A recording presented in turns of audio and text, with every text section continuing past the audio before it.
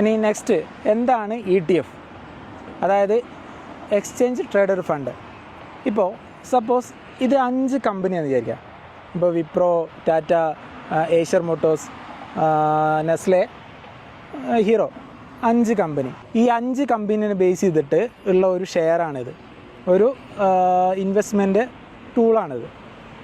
ഈ ഒരു 5 കമ്പനീൻ്റെ വില കൂടുമ്പോൾ ഈ ഒരു ഷെയറിൻ്റെ വില കൂടും.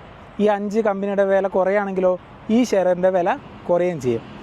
അപ്പോൾ ഈ ഒരു 5 കമ്പനീനെ ഡിറൈവ് ചെയ്ത ഒരു ഇൻവെസ്റ്റ്മെൻറ്റ് ടൂളാണ് ETF എന്ന് പറയുന്നത്.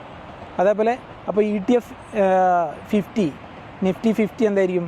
അതായത് നിഫ്റ്റി 50-ലെ 50 കമ്പനികളുടെ ബേസ് ചെയ്തിട്ട് ഉള്ള ഒരു ടൂളാണ് ETF നിഫ്റ്റി 50 എന്ന് പറയുന്നത്.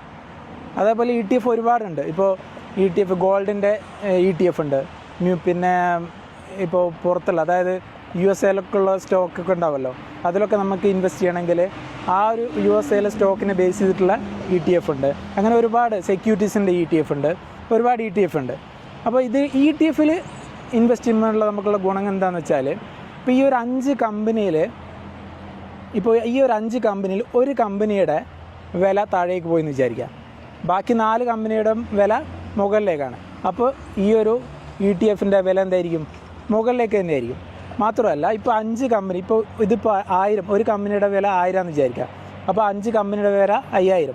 ആ ഒരു 5000 കൊടുക്കണ്ട, നമുക്ക് ഇത് വാങ്ങാൻ വെറും ചിലപ്പോൾ 500-1000 കൊടുത്താൽ മതി. പക്ഷേ ഇതിൻ്റെ വില കൂടുന്നതിനനുസരിച്ച് ഇതിൻ്റെ വില കൂടുകയും ചെയ്യും. അപ്പോൾ നമുക്ക് എന്ത് ചെയ്താൽ മതി? ETF വാങ്ങിയാൽ മതി. പക്ഷേ ETF വാങ്ങണമെങ്കിൽ നിങ്ങൾക്ക് ഷെയർ മാർക്കറ്റിൽ DMAT+ ട്രേഡിംഗ് അക്കൗണ്ട് വേണം.